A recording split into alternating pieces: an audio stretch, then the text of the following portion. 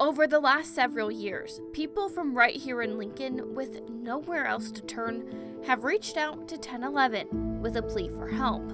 Because in their search for mental health resources for themselves or their loved ones, they came up empty-handed. We can't let incarceration be our new mental health. You wonder every time you get a call, is this gonna be one of the times where he's dead? Somebody's calling to tell you that he's passed away, or he's in jail. Now we're telling their stories and exploring what it's like on the front lines of Lincoln's response to the mental health crisis many in our community are facing. It's a patchwork system of resources and options with gaps that leave too many caught in the crosshairs of the justice system. People need help, they don't need punished. Our state prison system has become our largest psychiatric facility in the state, and that is not how things should be. For each person pleading for help, there are undoubtedly many more in the community in need of mental health resources, without a voice, suffering in silence.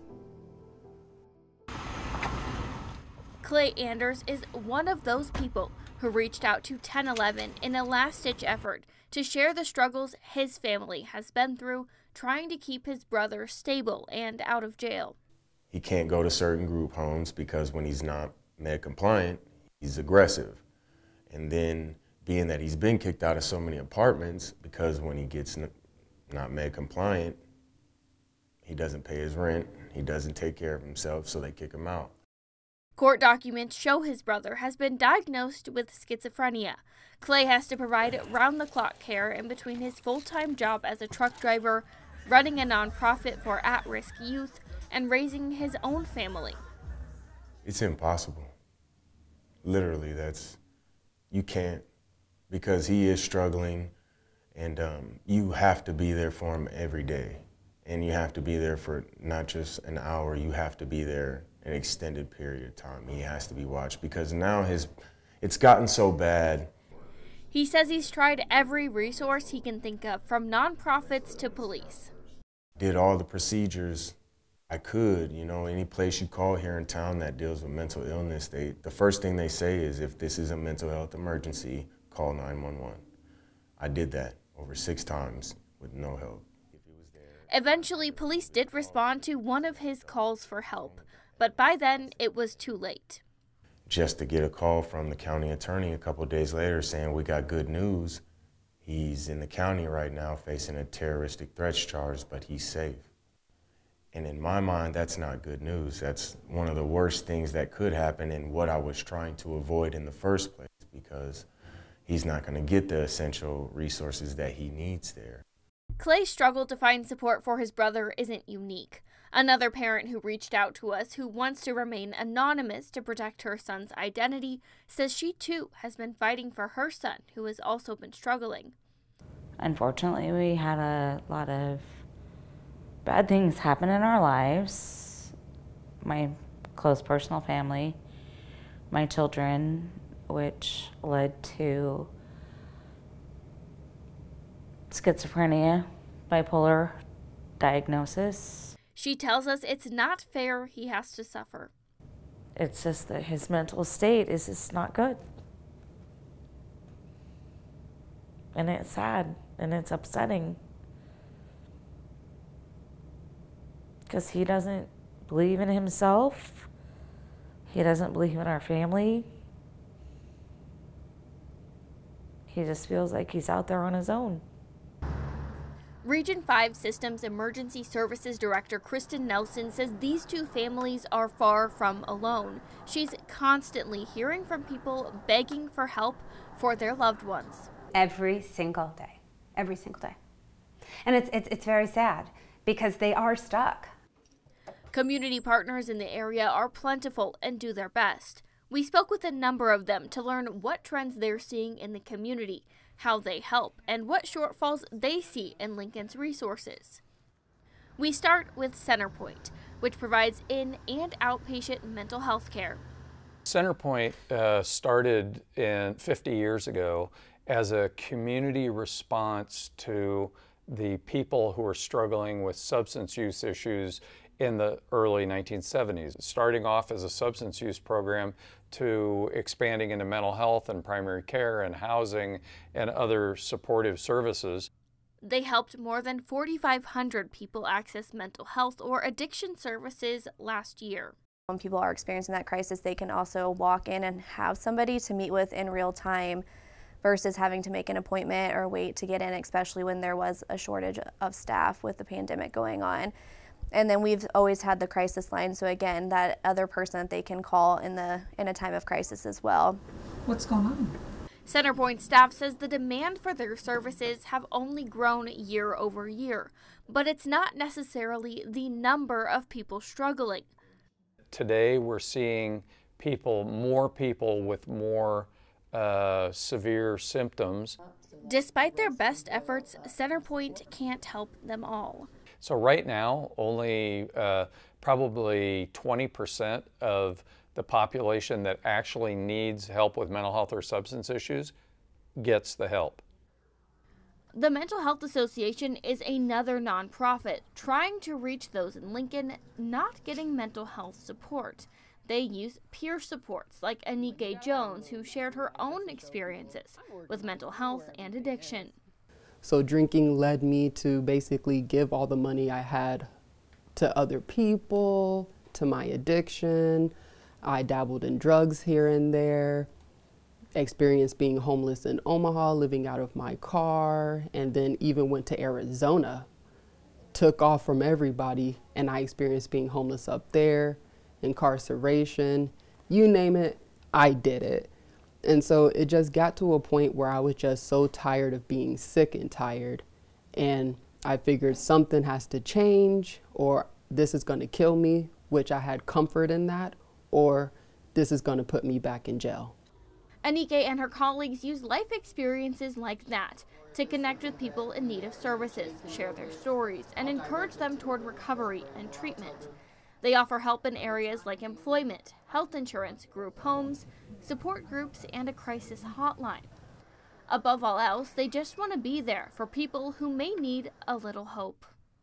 I know how that feels, and it's a horrible feeling. I've experienced that myself, and it sucks to be alone, but one thing about recovery is that you don't have to do it alone. Reach out. Google us on the internet. Type in Mental Health Association and we have the main line.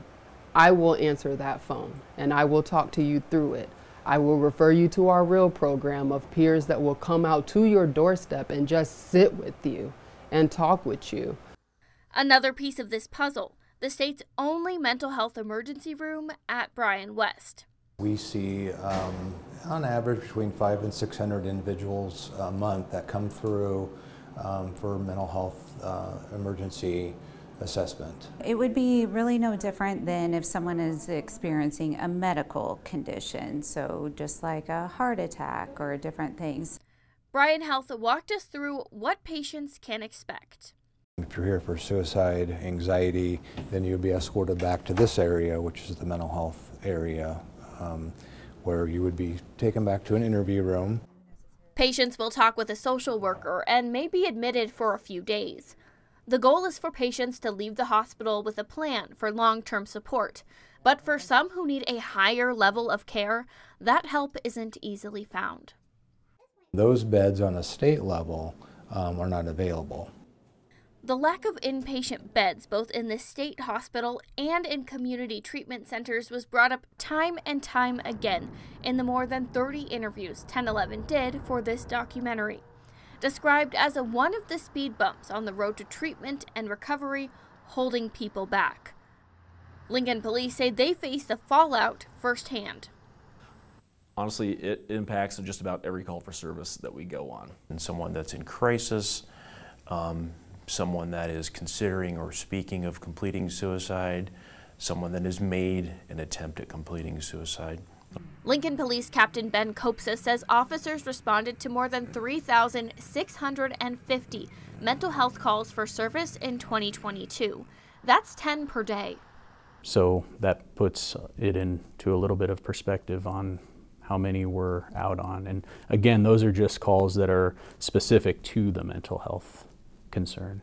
Police say they've had no choice but to increase mental health training for officers so they know what to do in these situations. And our job is to respond, try to de-escalate, and problem solve with the individual who's out in the community to try to get them in touch with whatever resources may be most appropriate for them in that particular moment. Not something that we're trained to a therapist level, but it is something that our officers are very skilled at. Some of their options include calling in a partner with a nonprofit like Centerpoint for evaluation, referring the person to a peer support or resources like those at the Mental Health Association. Or if the person is mentally ill and imminently dangerous, they can take the person into emergency protective custody and take them to the crisis center, headed up by Scott Etherton.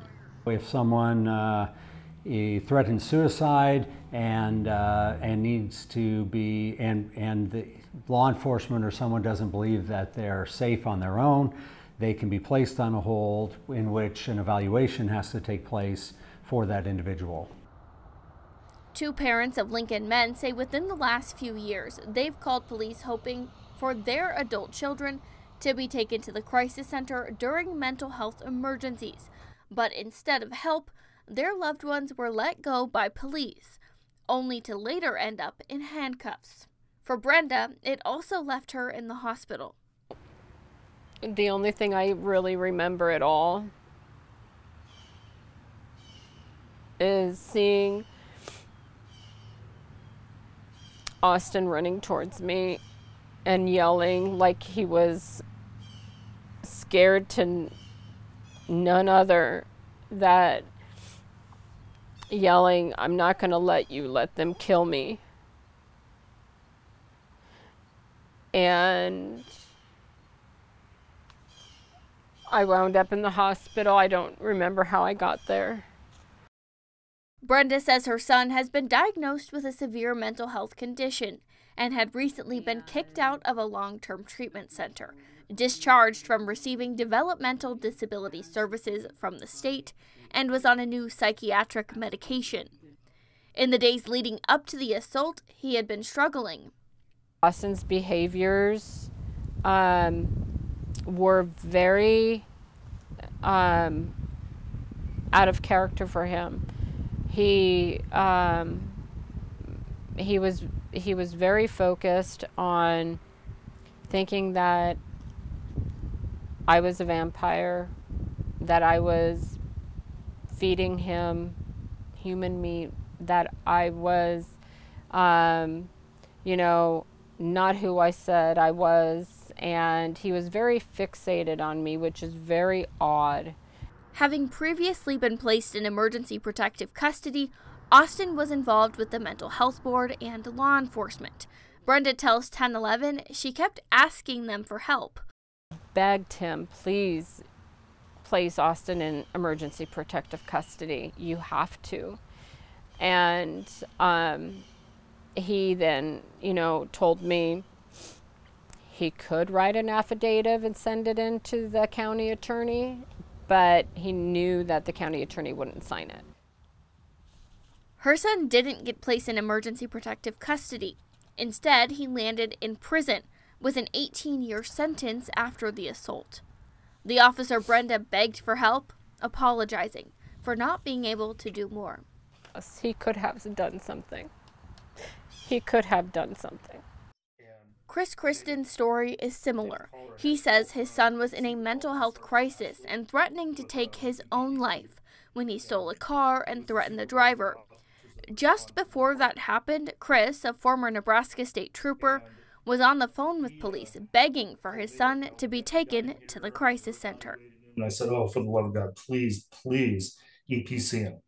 I go, there's a history of this, you know, he spirals down, things are going to go bad. You know, I'm really, really worried about this. He goes, "Well, we'll evaluate him, and he's safe right now." And in the end, they decided not to.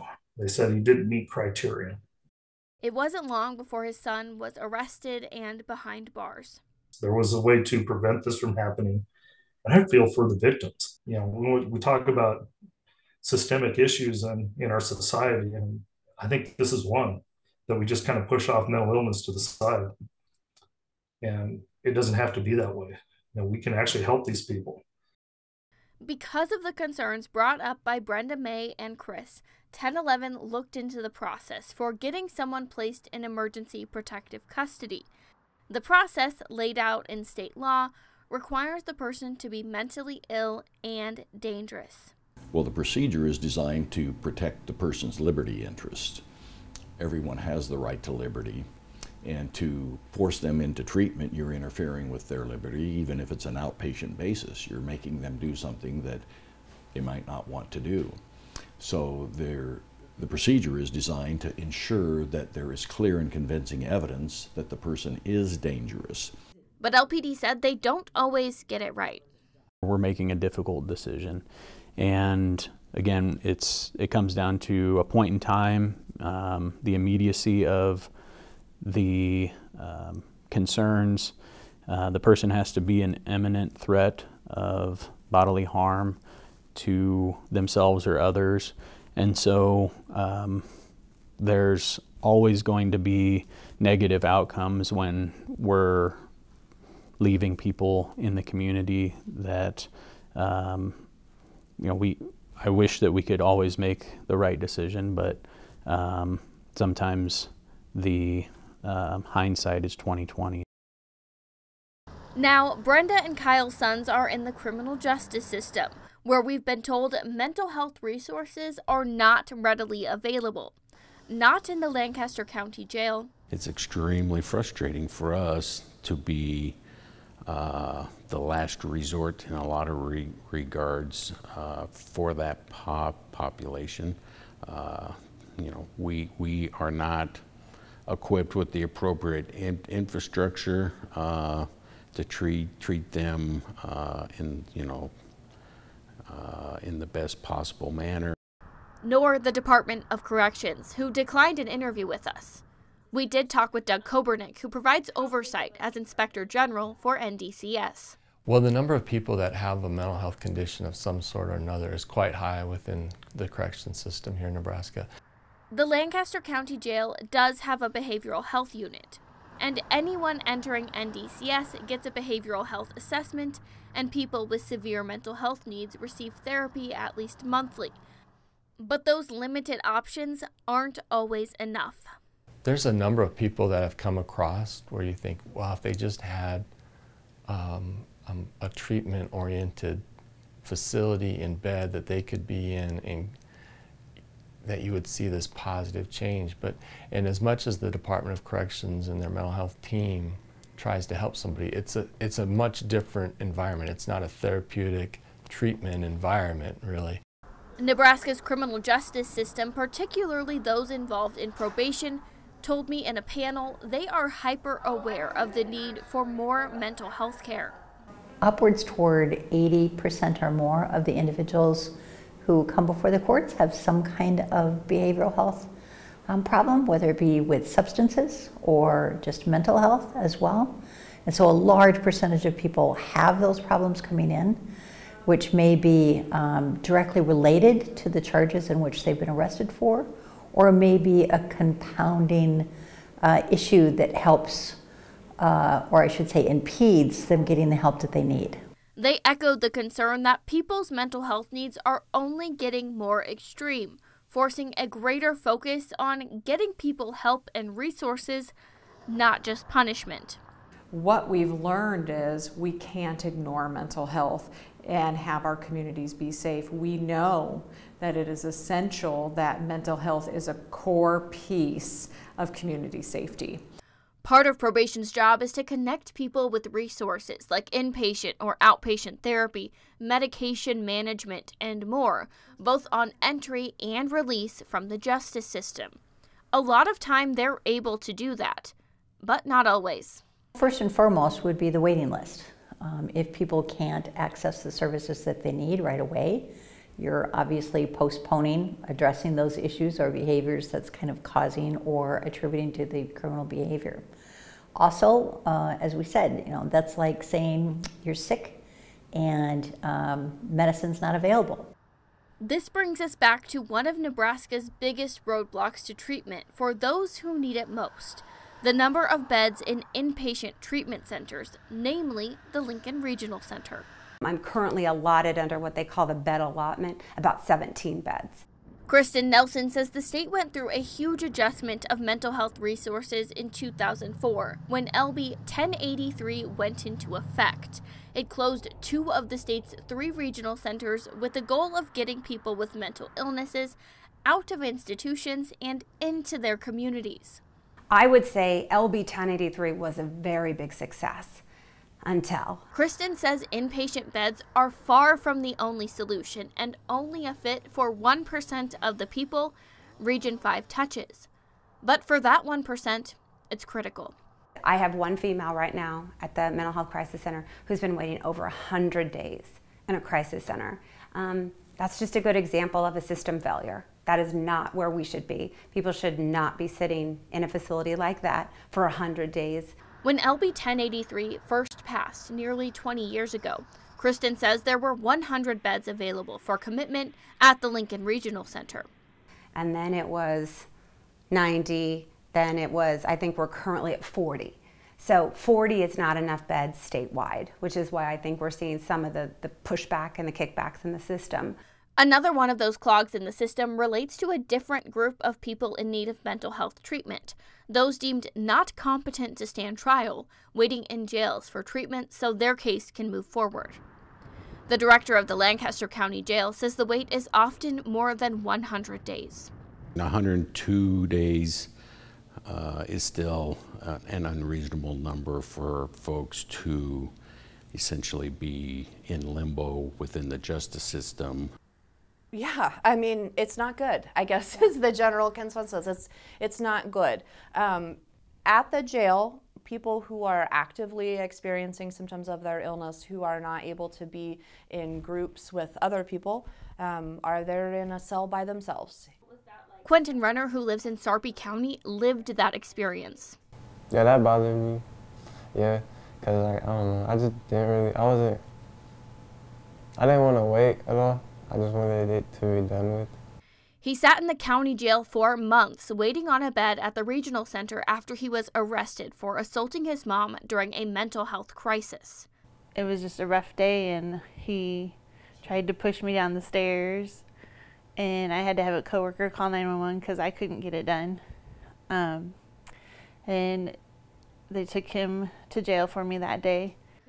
Melissa called police because she was out of options to get Quentin help. It was like my last resort. And then, when that help didn't come for Quentin for months as he sat in jail, she said she wouldn't give up. I think it's awful. I mean, I don't understand why we're making prisons larger, jails and prisons larger. I don't understand why we're making more jails or prisons when we should be making more hospitals to treat for mental health. After several months and a lawsuit, Quentin got a bed at the regional center, and he said it actually helped. Because I just met more people that were positive about it and just trying to make me be better. Quentin is now back living with his mom, spends a lot of time watching movies and sports, and works 2 jobs. I'm a cook and a server at a catering business. Like a cook at Freddy's. I mean, I don't really care who knows. Like, I love the job though. The two do a lot together, from sand volleyball to working out. But Melissa says it took that rock-bottom call to the police and begging for help from attorneys and judges to get here. I think I would have had to kick him out of my house and he would be living on the streets or with some strangers or doing drugs or something to try to subside whatever he was feeling. While Quentin is back to living his life, so many are waiting for help. 1011 has requested an interview with the Nebraska Department of Health and Human Services about the regional center's staffing, bed counts, and allocations for months, but they declined. The DHHS online dashboard showed as of the second week of January of 2024, the regional center had 224 total staffed beds. 41 beds for patients whose care in the state hospital is necessary to protect public health and safety. 55 for people found incompetent to stand trial. 85 for people sentenced under the Mental Health Board Commitment and Sex Offender Registry Act, and 16 for people who are, quote, equally meritorious who are indigent. In an email, DHHS did tell us that breakdown is determined by state law, and that they do have additional open beds, but not enough staff to support them. This is a problem for mental health facilities across the state and the country. In short, there's not enough people going into behavioral health careers. The Behavioral Health Education Center at the University of Nebraska Medicine, headed up by Dr. Marley Doyle, says that's for several reasons: awareness, financial barriers, and retention. So you have kind of this perfect storm of an increased need for services and a stagnant workforce, or even a decreased workforce, because we also did see some people leave the workforce during the pandemic. As of mid-2023, when the Inspector General's annual report came out, NDCS didn't have any psychiatrists on staff. They were short 11 psychologists, 4 social workers, and 40 behavioral health practitioners. They're really stretched thin because of all those vacancies. So I've had a lot of people on the inside staff that express their concern about not being able to do that treatment side of things as much as they want to, which is concerning for me. This shortage touches every aspect of mental health care. We have a lot of med management, but we don't have enough to meet the demand. So there's an extensive wait list for med management right now. It's not that it's not available, it's that there's a significant wait. Some of the challenges that officers experience on a day-to-day basis are capacity issues within the system. And people in these populations can't always wait on a list for help. When we're concerned about an individual with behavioral health concerns and they don't have access to services is where things get problematic and maybe their symptoms increase. And when those symptoms increase, it can put people right back to where they started, a mental health crisis with nowhere to turn. Some of these patients with mental illnesses do not have medicine and do not get the medical care that they're getting. I mean, we'd have more crime or more assaults or more homeless on the streets. More suffering, more victims. As research shows, people who have mental health diagnoses are much more likely to be victims of crime than perpetrators. State Senator John Frederickson says he sees this cycle happening in Nebraska. One of the biggest reasons I decided to run was that I was seeing over and over again ways that the lack of mental health infrastructure was impacting Nebraskans' day-to-day lives. He and colleagues have held a number of interim studies looking at aspects of Nebraska's mental health response, including examining the number of beds needed at the regional center and what other resources could be added in the state. Anyone who has boots on the ground is aware that we're in a mental health crisis. While there is much more work to be done and many still in crisis, there are already solutions making a difference on the staffing front. We have had success at Beacon, and we've seen an increase in the behavioral health workforce, which was very unique compared to the rest of the country. So most states are seeing the workforce be stagnant or decrease even. And so Nebraska is unique in that way, and we are one of the only states that has a workforce development center. So to me, what this proves is that if you have intentionality in addressing workforce shortages, you can make a difference. Beacon has created programs to help behavioral health students pay for school, combat the burnout that hurts retention rates within the field, and create job opportunities in areas of the most need, like placing student interns in county jails and the regional center. To date, we've had 104 students go through the program. And the impressive thing about it is that about 25% of those students actually took a job in the corrections setting. So that just goes to show that programs like this do work. Taking it one step further, the University of Nebraska Medical Center is also creating a fellowship for forensic psychiatry. We as forensic psychiatrists work a lot with people who are involved in the criminal justice system. people who have either offended and are in jail or prison, or who are facing charges. And we also work on the civil side of things as well. So we do a lot at the intersection of psychiatry and the law. By this spring, the program's first fellow will be working in the Sarpy County Jail and traveling to other corrections facilities to do psychiatric evaluations. The goal really is to get people those services and treatment when they're just initially entering into the justice system, when those offenses are still at the really low level, before we see things escalating. There's also a new voluntary crisis response center in the works in Lancaster County that will fill this vacant veterinarian's office in Northwest Lincoln. What that would look like would be a walk-in. Hey, you're having a really bad day. Could I take you here? Maybe somebody to talk to. You could talk to a peer, a therapist, a case manager, a nurse, and really kind of problem solve. The crisis stabilization part is about 3 to 5 days in the VCRC. And then we are also offering a respite on the backside. What that would mean is if somebody, let's see, if somebody was wanting more care, more time, needing more time, they could stay up to 28 days in respite. Law enforcement also working to take a less punitive approach. They've added mental health officers over the years, and Officer Melissa Ripley, whose sole focus is helping those who are unhoused, who often struggle with mental health or addiction, and end up with a lot of contact with police. If we continuously put people in jail in there, it's just a revolving door in the criminal justice system. It really doesn't address the bigger picture of how do we solve this problem long term. We're never going to arrest our way out of homelessness. In addition, at times, police are also having mental health experts respond alongside or in lieu of police for mental health calls for people who are unsheltered. It will reduce the amount of contacts that people have with law enforcement, and thus reducing criminal justice involvement. And community-wide, there are success stories.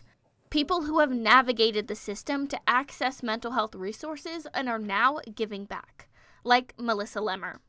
I have had experiences of mental health issues since my early adolescence, and I spent a lot of time in and out of hospitals and institutions.